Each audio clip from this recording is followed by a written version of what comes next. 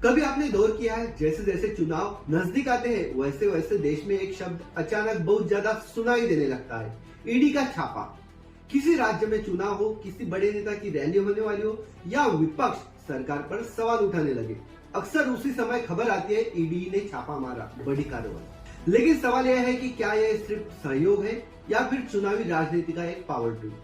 ED यानी enforcement directorate Bharat की सबसे बड़ी फाइनेंशियल इन्वेस्टिगेशन एजेंसी, जिसका काम है मनी लॉन्ड्रिंग, भ्रष्टाचार और काले धन की जांच। लेकिन पिछले कुछ सालों में विरोधी दल अक्सर यह आरोप लगाते हैं कि चुनाव से पहले ईडी की कार्रवाई सिर्फ कानून नहीं बल्कि राजनीति का हिस्सा बन जाती है।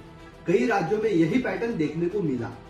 चुनाव आता है, विपक्षी नेता सरकार के खिलाफ आवाज उठाते हैं और उसी समय ईडी की गाड़ियां उनके घर, ऑफिस और ठिकानों पर पहुंच जाती है। विपक्ष का आरोप है कि ये कार्रवाई सिर्फ भ्रष्टाचार के खिलाफ नहीं बल्कि प्रेशर पॉलिटिक्स का एक तरीका है, जिससे नेताओं पर दबाव बनता है, उनकी इमेज खराब होती है और चुनावी माहौल सरकार के पक्ष में जा सकता है। हालांकि सरकार और बीजेपी का पक्ष भी साफ है। उनका कहना है कि अगर किसी ने भ्रष्टाचार किया है तो कार्रवाई तो होगी ही। अपराधी कौन है ये कानून तय करेगा, राजनीति नहीं। यानी सरकार इसे सिर्फ कानून की प्रक्रिया बताती है, न कि चुनावी हथियार। तो सच्चाई क्या है?